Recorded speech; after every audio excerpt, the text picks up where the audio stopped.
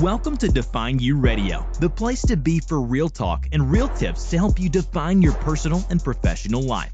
Class is in session with your host, the Southern Belle of Bold, Valencia Griffin-Wallace. Pens and papers ready. Class is now in session.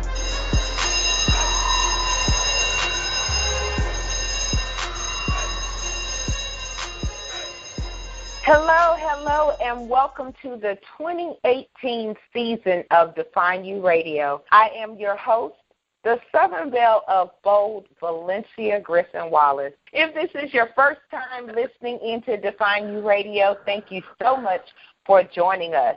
Define You Radio Classes in Session is the place to get the life lessons, strategies, and more to help you define life on your terms. Make sure you are connected to all things Define You on Facebook. That includes Define You Movement and Define You Live, which will be happening at the end of the year. To find out more, go to defineyouradio.com. Well, this month is the month of love, right? However, we're talking about purpose. That's the series we're doing this month, and we are joined by the beautiful, resilient, I think that's a perfect word for her, Katie Hulbert. And I hope I'm pronouncing it correctly. As you guys know, with my southernness, I can butcher a good word. So just to tell you a little bit about Miss Katie, she is a cult and abuse survivor. So, of course, we're going to hit on those topics. But most of all, she is an overcomer. She has clawed and fought her way to find a life of joy.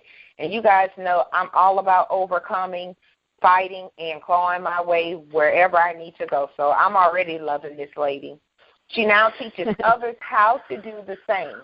Her book, GURL Please, is filled with practical tools on how to shed the world's expectations and find your own voice. It's all good. So with that being said, let's go ahead and welcome Miss Katie to the show. Hey. Hey, thanks for having me. I'm excited to be here.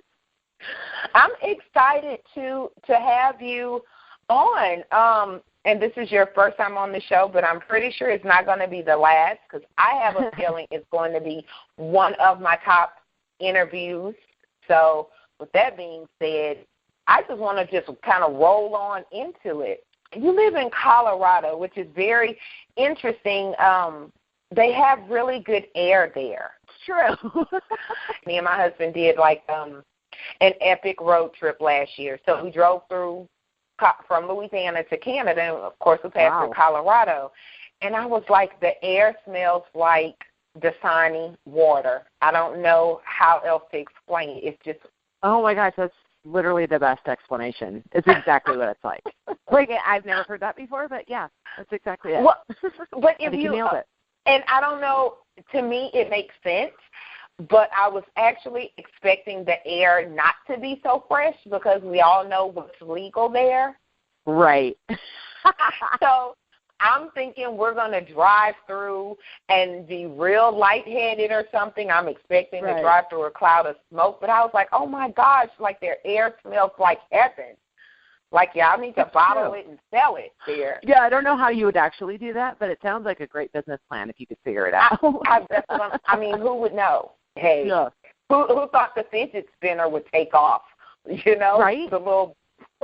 It's such a story behind that. The woman who actually invented it didn't renew her patent. What? So, yeah, it's a whole story behind it. I was like, oh, my gosh, I feel so bad for her. She created it like years upon years ago and wasn't able to renew her patent, didn't have the money. It wasn't going anywhere. And a company, I'm not sure what company, picked it up. And now they have fidget spinners that you could get all gold for like $900, and she gets not a dime. Oh, my gosh. But doesn't that make you sick? Oh, that would make me sick if I was her. Oh, Lord. And guys, I know you all thinking like, okay, what does this have to do with the show? But we're talking about overcoming adversity, finding your voice and everything else. You don't And if you don't think that that's overcoming adversity right there, right? to know you could have been a millionaire, I mean, I don't know. I'd put myself in a closet or something for the rest of my life. Oh, my gosh, yeah. I'd be just a big puddle on the ground for a while. That's for sure. Yes. That would take a minute forever. to get over. Yeah. Forever. Yeah, basically. Forever. Yeah, I'm giving myself the benefit of the doubt here. Yeah, absolutely. So, Miss Katie, let's talk a little bit about your past and the things you had to overcome, because I've never met anyone in my entire existence that has been in a cult. It's interesting. People are always a little bit fascinated by it because it is strange, right? I mean, you just think, like, what? How does that happen? How do you get involved in that? How do you get stuck in that? That's kind of the questions people are always like, why didn't your parents get out? Why didn't they? But, it's like anything, right? You get something and you get some teaching, or you start to believe something, and it's just a little bit off center, right? It's not super bad. It's just a little bit off, and you're like, oh, there's a little truth to that. We've all been there where things are a little bit gray, right? And then 20 years later, you found that you've gone on this path that instead of being straight, you're just 3 degrees off from the middle, but, 20 miles down, 3 degrees off from the middle ends up being 100 degrees off from the middle, right? And so that's kind of, I think that's kind of what happened, and it was a cult based in the shepherding movement, and some people know about it, some people don't. 70s and 80s, it was a really big kind of movement within the charismatic church. And, all the big leaders at the time, Pat Robertson and, all the Jack Hayford and all the big guys back in that season were all about it. They were all for it. Of course, they all changed their tune about 20 years into it because it got so warped. And they all, if you look it up in Wikipedia or you look it up anywhere online, you'll see kind of where they all kind of rejected it and I guess asked for forgiveness for being a part of it and for supporting it, because it had so much potential to go wrong, and it did, as these things do. And so it was, the kind of basic concepts were that church leaders had ultimate authority and ultimate power over your life, and it was no longer about asking God for things. It was asking leadership for things, and then they would, quote unquote, talk to God on your behalf and tell you what He said, that kind of thing. So then it starts to go into this weird, crazy place where then they can say and do whatever they want. You get somebody in there who's got some skewed, flawed ideas of control and manipulation, and they're in charge, and then everything goes south real fast. And that's kind of the gist of how that all went down. And it was, it was a huge movement throughout the world, really. There was a huge movement in Europe with it, within the United States, and they all, eventually all the leadership rejected it. Everybody that started it was like, oh, no, we don't want to, no, that's not what we meant. Right. But, the cat's out of the bag at that point. So I don't know if that gives you kind of a general picture. Well, I watched enough documentaries. I know that's probably like almost naive of me, but I've watched enough documentaries about different things. I'm a very curious type of Southern Belle, but so my question would be this: like, did you grew up in it? Did you grow up in it, like you were an adult before you got out, or no? My family left / got kicked out at when I was 12.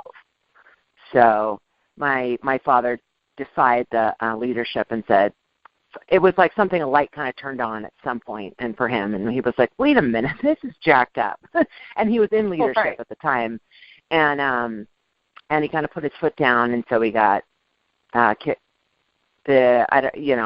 That's a gray whether we left or got kicked out. It was kind of a mutual thing, but once we left, we got discommunicated from everybody that we knew, because we lived, in a communal type environment as well. So it was kind of just a complete culture shock, because we moved away, lost all of our friends, had to start over, that kind of thing.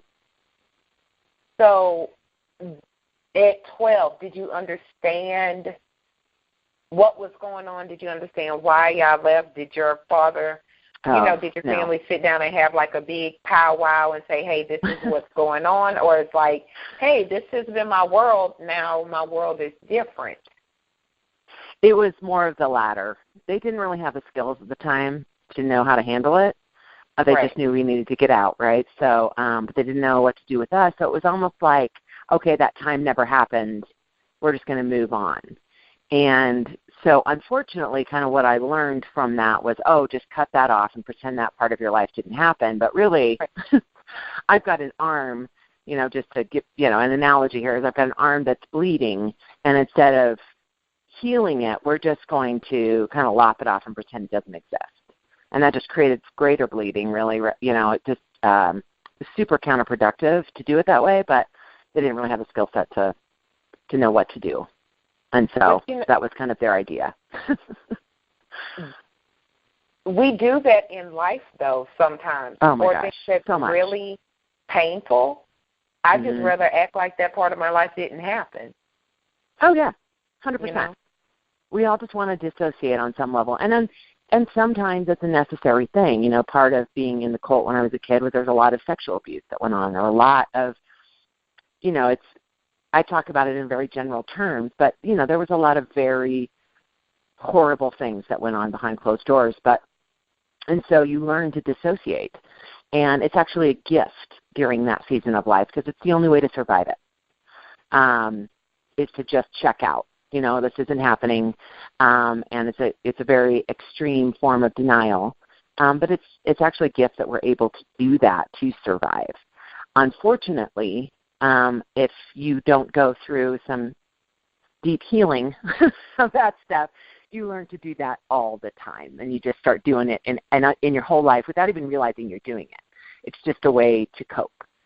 And in minor situations, it's actually helpful. It's not a horrible thing to do. Sometimes you do just need to check out to be able to function. If you're in a crisis situation, right? Processing the emotion of what's happening when your house is burning down, probably not great. You need to get into it like denial mode, go in and get your cat, and then you can cry about it in the evening. Right. I mean, I'm being stupid about it, but you get what I'm saying. Sometimes it's an actual effective tool, but it's meant to be a crutch. It's not meant to be a permanent solution. But we sometimes aren't really taught how to go from it being a crutch and realizing that that's all that it is, and then learning how to heal. Sometimes that gets missed along the way, and so we all kind of just keep doing it. But that's why things don't get fixed and they don't get solved, because we go into that mode, right? I'm guessing that's where you suffered the abuse, was in that situation also? Yes. Yeah. There's a lot of, it was everything from, there was kind of subtle to extreme brainwashing. There was a lot of fear-based, everything from, we had a private school, right? That's part of this, you do the schooling. Everything it's very inbred in that sense. The threat was if you acted out in class, meaning you passed a note or you made a noise, you could get a spanking from the principal, and the principal had a this is super fun. He had a paddle that had 18 holes in it. Yeah, that just gives you a minor idea of the kind of things that went on. And so everything was fear. It was rule by fear. So even if you didn't get the abuse, you were so terrified of having the abuse, it's almost as if it happened to you anyway. Because you start to live in that fight or flight. I ended up developing some severe PTSD later in life because you just learn to live in fight or flight constantly because you are in constant fear for your life on every level, which is horrible. And a lot of people deal with that. And I think PTSD is very misunderstood. And people just think veterans have it or whatnot. But it's actually a lot more common than people think. And it's pretty much a very standard, normal thing if you went through any sort of physical or sexual abuse. And it's a real problem, and it has real solutions, but it's just so misunderstood. And maybe not even misunderstood, just not understood. It's kind of something people just don't really get, in which I would love to see more that become more commonplace, the understanding. But so that's a side note. No, but I'm glad. I loved your side note. I realized, and I wrote about it after I got out of a domestic violence relationship. First time ever in my life I ever experienced that, and it was the last time to where I was physically, being abused. Yeah. Horribly. And I when I talk about it now, and it was, I don't know, like forever ago. I was in my early 20s, but I remember it like it was yesterday, and I could put it on my calendar. So it was very much that I understand when you say living in fear.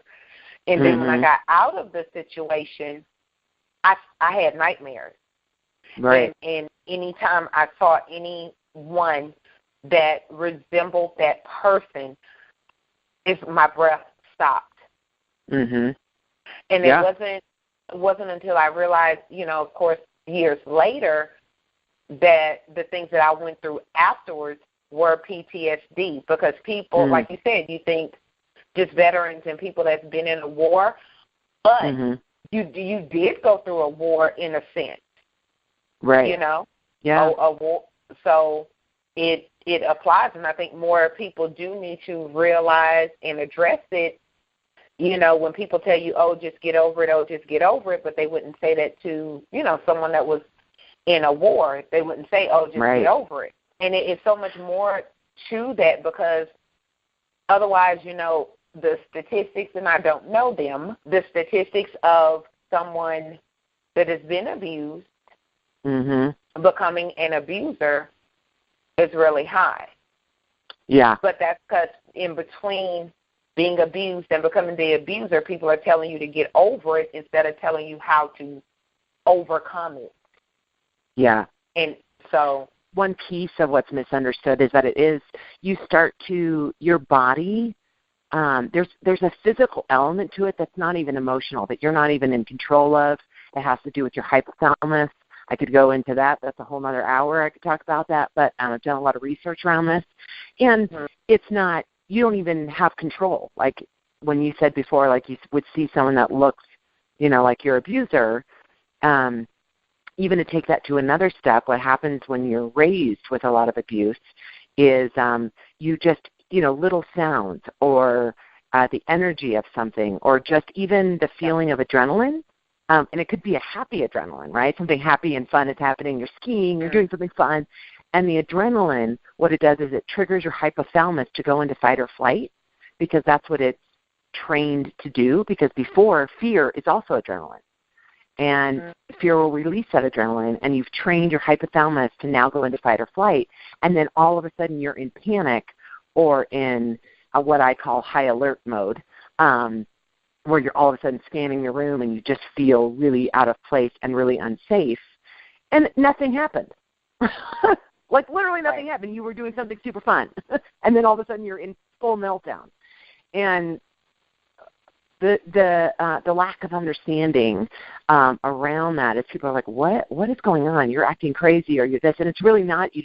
Your body has been trained to do something, and there's an actual process of having to untrain yourself, physically even. I mean, there's obviously emotional stuff and all those things that need to happen, but I think we all are all kind of aware of that at some level. But there is more to it than that, and it's not, somebody's not being, there's a lot of people saying, oh, you're hypersensitive. Yeah, I am hypersensitive. Right. Because I got the crap kicked out of me enough. Right.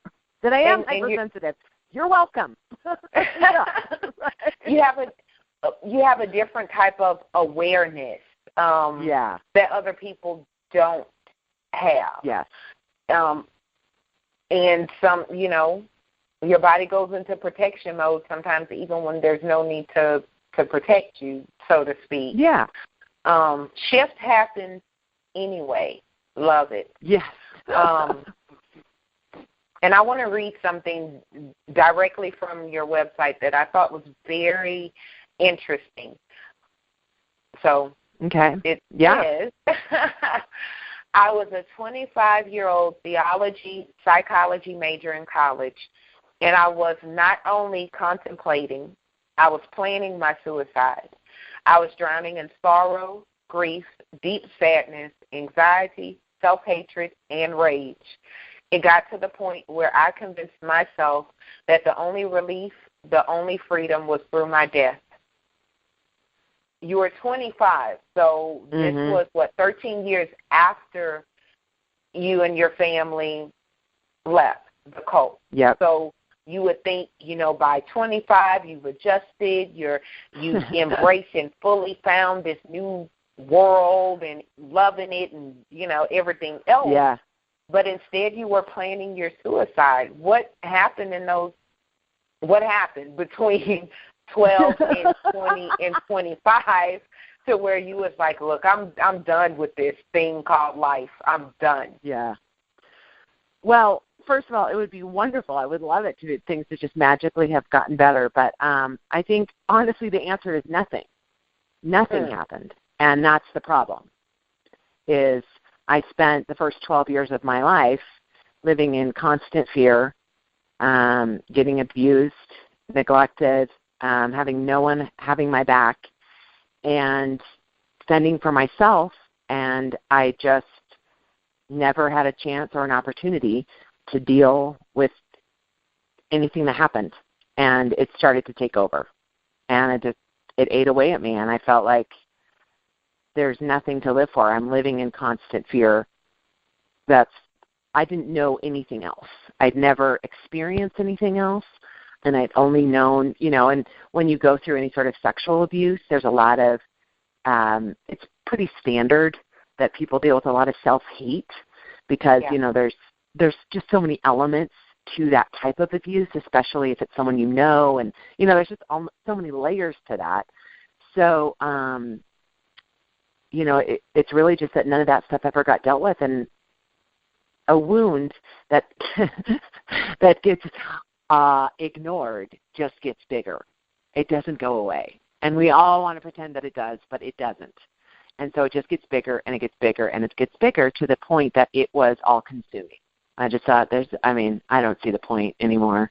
And, even at that point, the reason I was in school was that I was driven towards theology and psychology was because I'd always had a faith. This is the irony of this whole situation, is that even in such a horrible situation with the cult and whatnot, is I always had a very strong faith and a very strong connection to God. And I always felt like everything that I'd been taught was off. And there was something innate in me that just connected spiritually. But, I went to school looking for answers, even for myself. That's why I was studying what I was studying. And they weren't there. And, no amount of answers in your brain can heal your heart, by the way. That's another side note. That's a good quote, though. That's a great quote. I know, I like that. I just thought of that. That just came out. I like it. I'm gonna hold on to that one. I'm gonna write that one down. Yes. You need to post that and put your name on it, and that sums up life. Right? In one sentence. The interview could end right now, and we've done a great show because of that one, just that one line. Just that one line, right? Yeah. That's so true. What was because obviously you didn't commit suicide. Yeah, thank God. Yes, you're right. Thank God. Literally, but I know what that, I always say, I hit the brick wall so many times in life, and one of the only things that kept me from committing suicide, because I don't like pain, when I hit was at my lowest. And what's the point of this? I hate everybody. I hate everybody. Yeah. All this stuff that happened to me was not my fault, but yet everybody's running around here skipping, and I'm the only one that's dealing with it. You do feel alone, Oh, for sure. And who's going to miss me if I'm not here, because no one loves me anyway. That's what your mind tells you. Yep. And if your heart's broken, you don't necessarily know why it's broke. You just know something's not right. Yeah. So what was True. What was that shift? When did the shift happen? What was that defining moment that you said, you know what? I got to be here. I got to be here. Well, I'll tell you the truth, this was it was a total God thing. It was not a me thing. I was driving to school, and I had it all. I thought it. I was thinking about it, thinking it through. How was I going to do it? How was that going to, how was I? And my suicide is what I'm talking about. And I just felt a physical presence in my car. First time this ever happened to me. And I heard as close to an audible voice as I could, go to the hospital, go to the hospital, go to the hospital. And I just over and over and over again. And I just felt this overwhelming because I knew this was it for me. Like I was, it just felt compelling. I felt peace, but I really felt a physical presence in my car with me. And so I just drove to the hospital. I was like, okay. And I drove and I walked in and I went into the mental ward and through a series of, by the way, here's another side note. I'm real good with the side notes, apparently. Just because someone looks like they have it together on the outside, that means absolutely zero. That means zero. I walked into that mental ward, and I had it all together. I was really good at making things look like I knew it, that I was fine and everything was fine and I was okay and happy, et cetera, et cetera. I walked in there, told them what was going on, that I had been thinking about suicide. I needed to see somebody. I sat there. I waited in the lobby for an hour. The lady then says to me, well, it looks like we're really booked up, and the psychiatrist can't see you for a week. Wow. And I think it's because she didn't believe me because I seemed fine, right. And I lost my mind. And that's when the truth came out, and I started throwing things and yelling and screaming, and I was like, oh, okay, so I can go kill myself right now, and you're fine with that. And I mean, it was real dramatic and loud and whatnot, but I snapped. And she needed to see me snap, which was good because she's like, okay, we're going to I'll get you right in. Right. But the reality is what I realized from that was that so many of us, we put on that face. You have no idea what's going on underneath the surface. If you don't have an intimate relationship with someone, or if you have not been a safe person for someone, which means non-judgmental, loving, accepting of someone, you will never know what's going on under the surface. So do not assume that the face they give you is the true face of what's happening. Because we all do it. We've been taught to do it. It's part of our culture. Pull yourself up by your bootstraps and just keep going and be positive and blah, blah, blah, blah, blah. Well, so we've been taught to do that, but we've not been taught to do that and deal with our stuff. How do those two things work together? Because that's a great principle, right? To be able to overcome and to do all of that. That's all very wonderful, but if you're doing that as a form of denial, again, the wound will continue to grow. It doesn't go away. You've just learned how to mask it to everyone around you. And then that's how things happen when people say, when people do commit suicide. And, or at least this is what I believe a lot of the times, people around them, they're so shocked. They're like, I had no idea. I didn't see that coming. I was like, it's news to you. It's not news to the other person. If they do that, it's because they're in so much pain that they can't survive the pain anymore of their life. And you didn't know they were in that pain, but just because you didn't know it didn't mean it wasn't going on for 2 years before it happened. Right. And that's just the reality. And we've learned in our culture, I really believe, to put on this face like everything's okay. And that is counterproductive. It does not help anyone. It really doesn't. I love that you said that, and and this is where the shift happens in the interview. Then we're going to shift back. But I love it. Yeah. Years. I think I was like 28, 29, and I'm 40, about to be 41 now. So it was a while ago. My uncle, who I loved dearly. Like he was what a man was supposed to be. He was a Marine.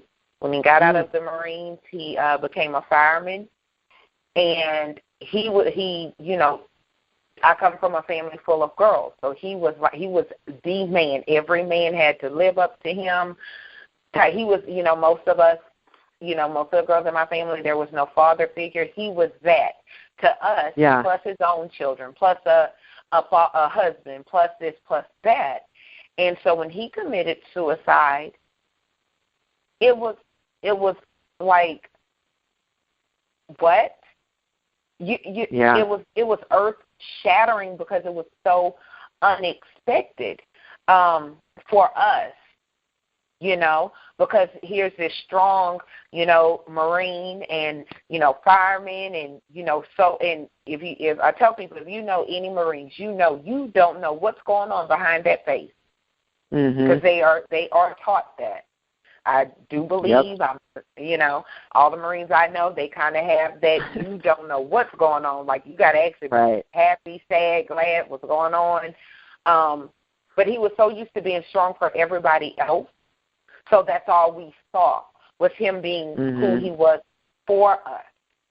Right. So when he committed suicide, it was it just seemed like, who did something? That's what we're looking at, somebody to blame, because there's no way he had this much going on that he killed himself. Like, we just didn't believe that. So I love that you said that, and I definitely suggest anyone that's going through it find somebody, a professional to talk to, because it doesn't matter how the world sees you. And when I realized that's an empowering thing. It's how I see myself. Yeah. Who am I outside of, my gender and my race? Who am I on the inside? What are those parts of me that have no title? Right. That's what I had to learn to focus on, which this is when the interview shifts back. But I do believe, that everything, the interviews and the shows go how they're supposed to go. And so whoever's listening, I do believe that they're supposed to hear that part. Because a lot of times people will see that strong end of Miss Katie or that strong end of Valencia and not know that whole back end of what went on. I'm not Beyonce. I didn't wake up like this. Right. Right. The empowerment, that whole, bold confidence that is Valencia had a breaking point. Right. Yeah, and for sure. And I love that you touched on, feeling that presence, and unless someone experiences it or have a relationship with God, they don't understand it. But you know when you're just praying, and when you feel like, okay, I have a direct line to heaven, like somebody's hearing me at this moment. Because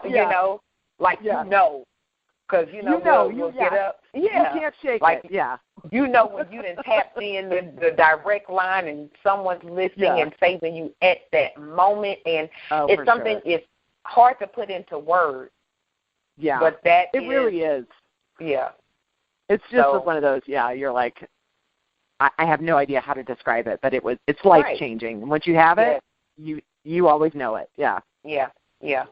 And it's, so, #amen. Right. #faith works. Yeah, okay. And I always say that hashtag, sometimes you just got to #amen it. So, helping women, helping people find their voice. Yeah. What does that mean to you? Well,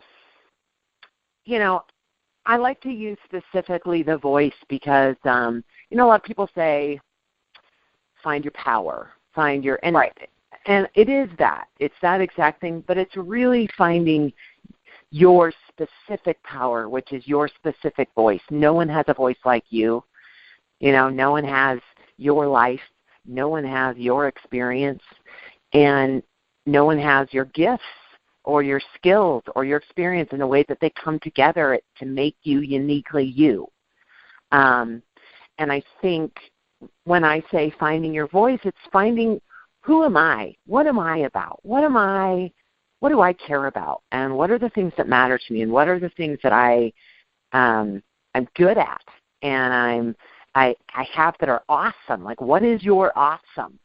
And finding that and embracing that and being able to stand in that so that you can shed all the other stuff.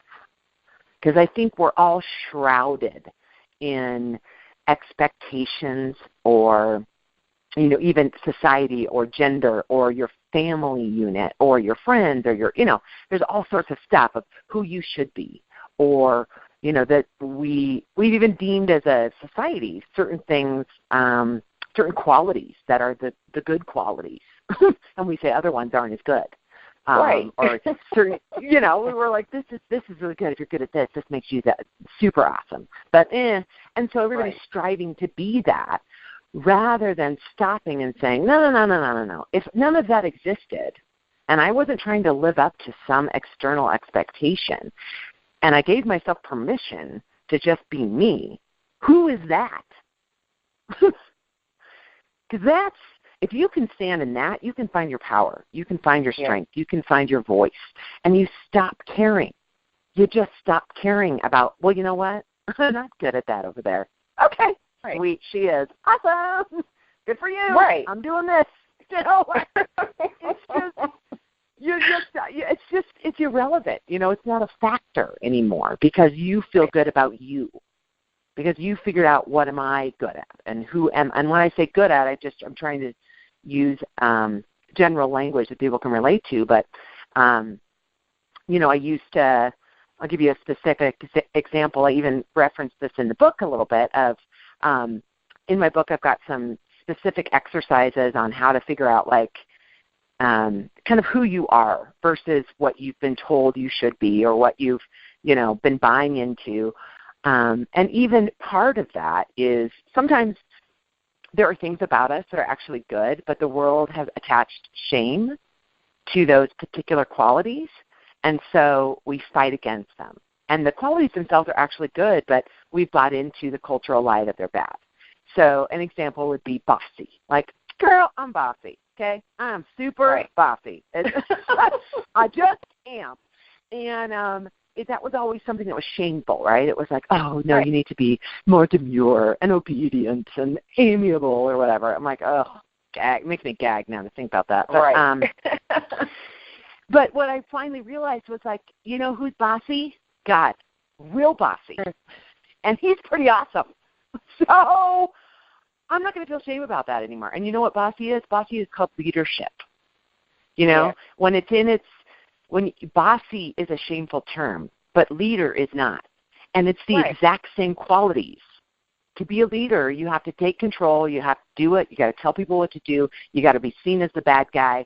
Some people aren't going to like it. Doesn't matter. That's what a leader is. And if you can start just reframing, well, who am I? What am I really? And I'm like, yeah, I'm bossy.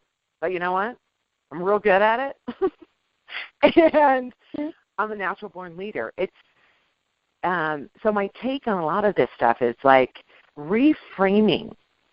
You don't need to become somebody else. You don't need to focus on all your weaknesses and like trying to make those better. Why don't you just figure out what you are and own that and start walking in that and be like, yeah, girl, I'm bossy. You don't like it? That's okay.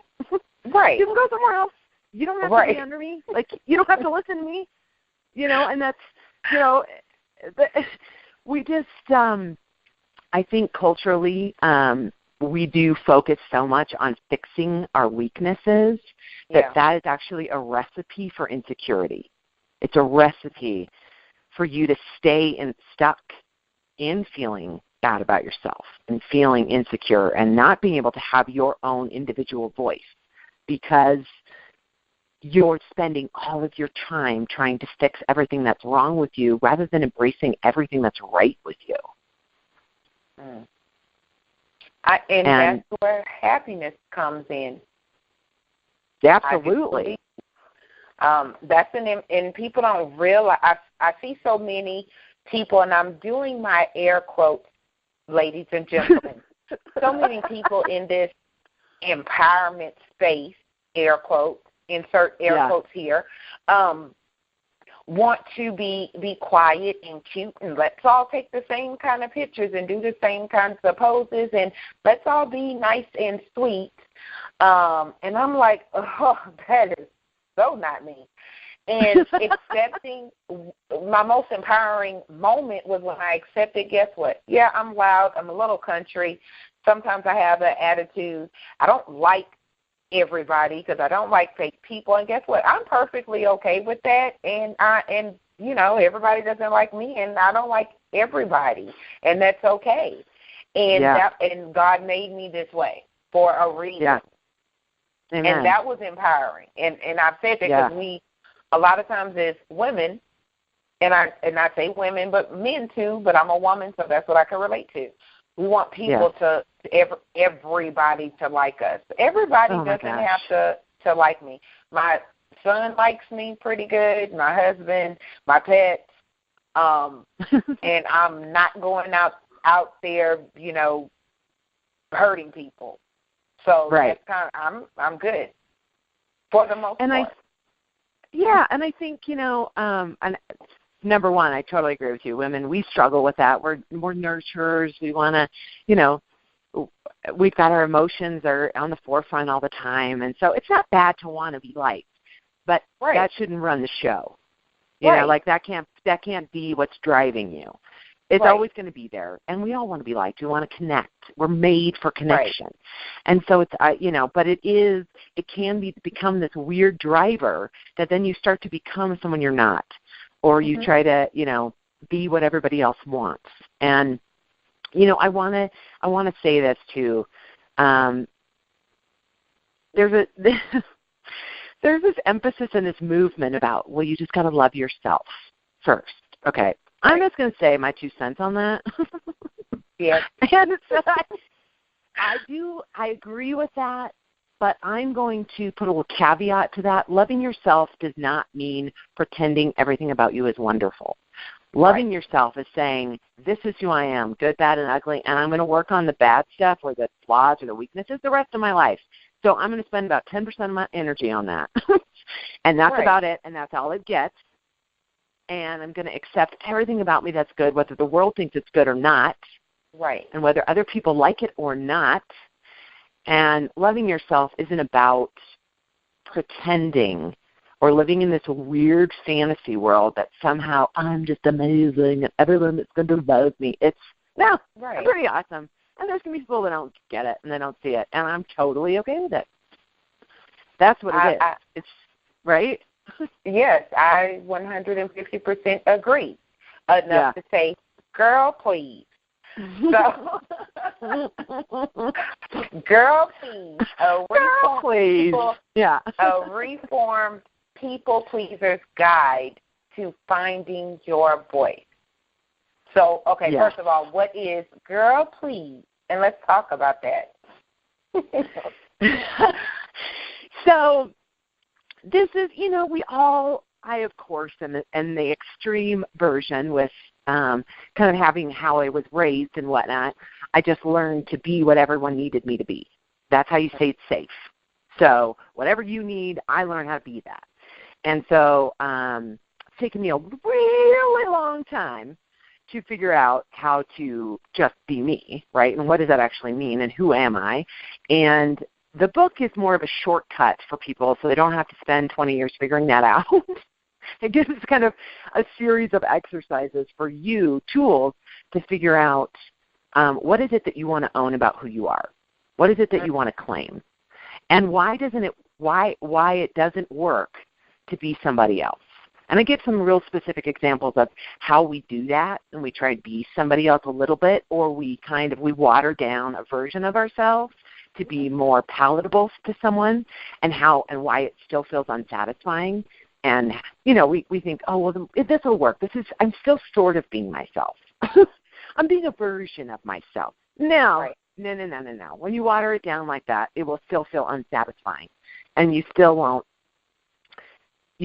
going to feel good because it's a watered down version, and you know it. And you're not getting any sort of validation or recognition for who you really are. You're getting validation or recognition for the person you've watered yourself down to be, and you know that's not your real self. And so it doesn't feel satisfying. So stop doing it. That's kind of the gist of it. But it's really just I also go into specifics of sometimes, we have desires for our life, right? I have this specific exercise in there about dreaming. So I have people take 10 minutes and just dream like big fantasy about your life. Like what is it going to be? Who could it, what would it be if it was everything? What would it look like? What would it feel like? What would your life be if, you could have whatever you wanted, let's say.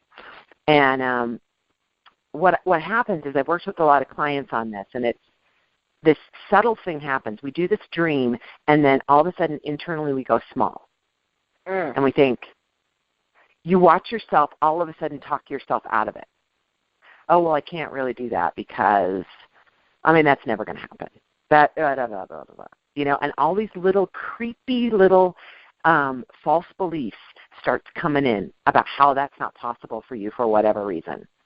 And you start poo-pooing your own dreams. And so there's a lot of, there's ways to figure out what those things are and then to start challenging those belief systems. Are they, is that really true that that's impossible for you? Like, really? Because most likely someone else has had the dream and made it happen. Let's be honest. There's not a lot of new things going on in the world. And so, there are, but, you get the gist of what I'm saying here. Someone's probably already done some version of that. So it's not that it's impossible. You just believe it's impossible for you, which means there's self-doubt, which means you're not standing in confidence, which means you haven't fully owned who you are. Because if you owned who you are and you were able to really stand in that, you would start seeing your dreams as an extension of that person. And you'd be able to be like, oh, sweet, dude, I'm awesome. I'm going to make that happen. And it would be an easy shift. You know what I mean? Like, right. I'm making it. But really, that's what would happen. If that's not happening, I guarantee there's a false belief around it. And underneath the false belief, it's usually stemming from some sort of doubt, some sort of self-doubt about whether you can do it, whether that's available to you, whether you're worthy of it, whether you get to have it. There's so many of those kinds of things going on under the surface that we don't even know are happening. And, I had a client at one point, and this is just kind of a random fun story, but she wanted to start her own business, and she had all these dreams, and she actually was really a very talented artist, and she was wanted to build a business around it and work for herself, and she was teaching, and she didn't want to teach anymore. She was like, oh my gosh, I'm just so over it. Like, she's a school teacher. She's like, I don't like it. And but she felt like she had to, she felt like, I know, awful, probably not the right job. But she's teaching, she's doing all these things, and through a series of us, talking and having a few sessions, what came to the surface, because we did this exercise about the dream and whatnot, is that she realized that her parents had slaved to provide for them. Both her parents had both worked 2 jobs. And so in there, she'd gotten this somehow belief system that she had to kill herself doing something she didn't want to do to provide for her family, because she had 2 kids and whatnot. And, there's a whole bunch of stuff behind that. But the reality is all she needed was this shift of realizing, oh, I'm actually believing that underneath. And I was like, do you think that's actually true? Perhaps they did that so that you could live a different life than they did. Right. And she went through this process, and she just shifted. And it sounds, I'm saying it like, and people are probably listening thinking, oh yeah, duh. But we have all of those things happening all the time underneath, right? Of like these little belief systems that are keeping us stuck. Little belief systems around who we are, what we could be, what our life could look like. And all it takes is just a little bit of time and a little bit of attention to be like, without judgment, and letting those things come to the surface and saying, oh, well, that's stupid. I don't want to believe that anymore. That's not working. Right. And then it can take a subtle shift. And for me personally, it took years to realize that it is actually that little bit.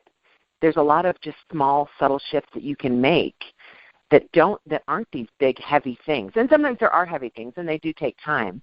But, even myself, coming from all that abuse, the things that have brought the most power into my life for me personally have been not just the healing from the abuse itself, but realizing what I believed about who I was and about who the world was around me because of what happened. It wasn't what happened that damaged me the most. It was who I believed, what I believed, how worthy I was or unworthy I was, how disgusting I was, how, the world was unfair, all of those things. Right. That formed the way I showed up in the world. It informed what I experienced. It informed what I received. And it wasn't like good things weren't coming to me. I just wasn't able to fully receive them or accept them because of my viewpoint and the way that I was experiencing the world. And it was a valid thing, right? We go through these things. It's not like my experience did teach me some really unfortunate lessons that I had to then unlearn. But all of that was a really long explanation. I apologize. I realized I just went off on a tangent. I'm real good at those. But, finding your voice is about identifying some of that stuff that you believed and saying, and making a conscious choice about, I don't want to believe that anymore. I love that. It was a long explanation, but it was good. If it was long and bad, a whole other thing. But it was long and good because you hit on so many points. Kind of like being a statistic. You could believe the statistics, or you could say, bump that. I choose different. Yeah. And I'm going to see different. I'm going to do different. And part of me not being a statistic was I was just too stubborn to believe that other people were going to tell me how my life is supposed to go.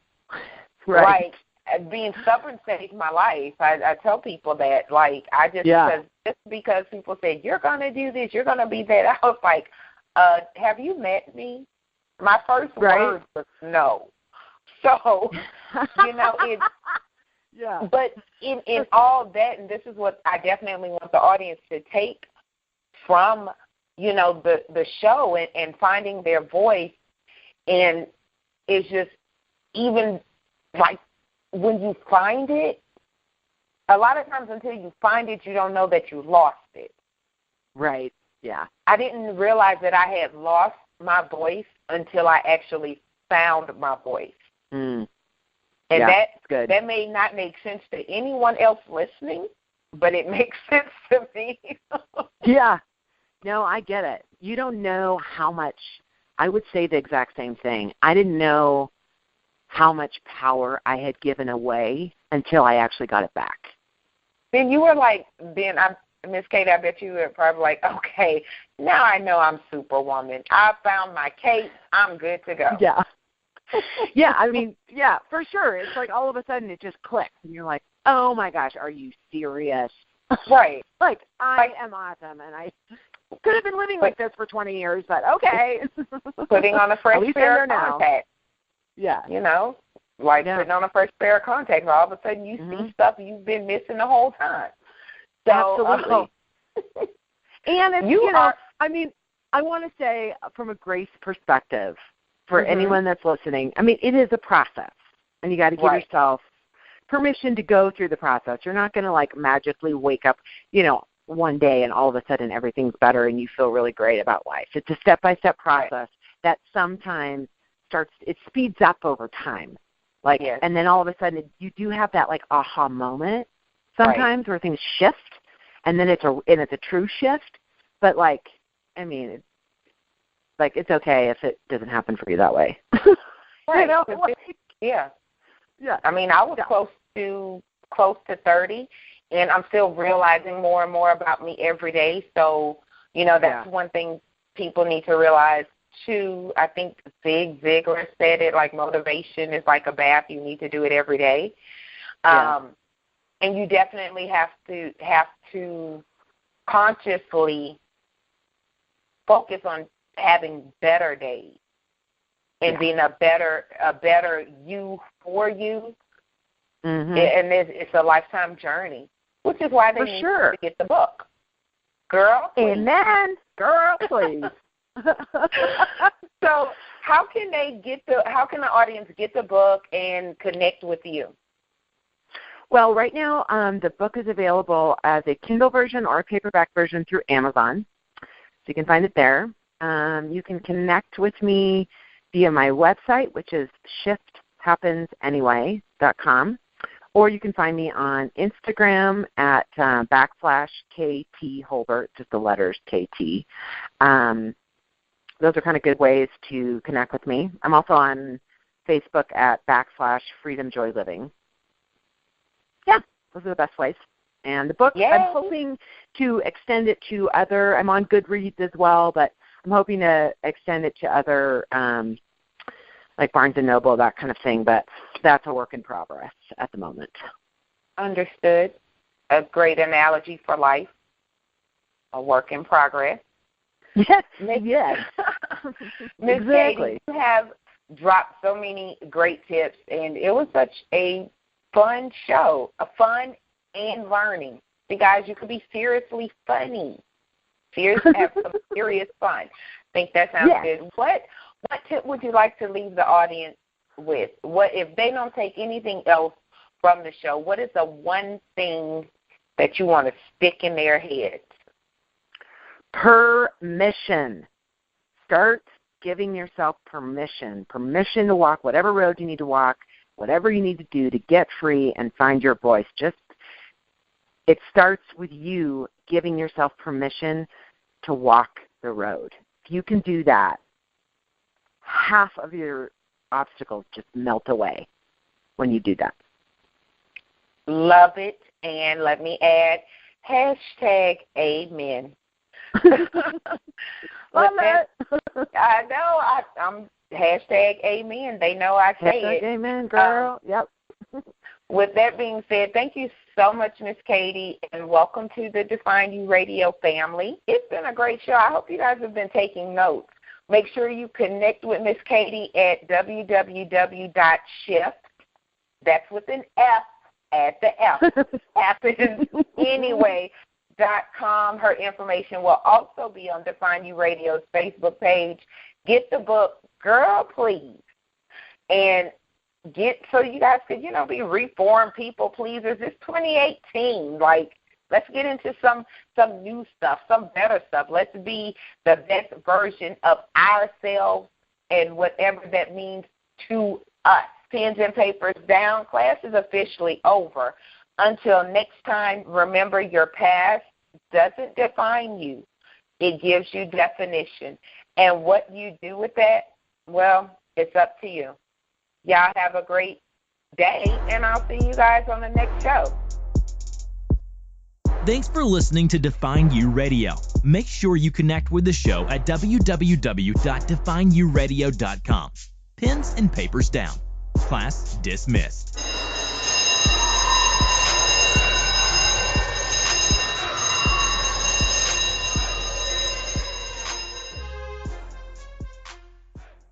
Progressive presents Get Pumped. Inspiration to help you do insurance stuff.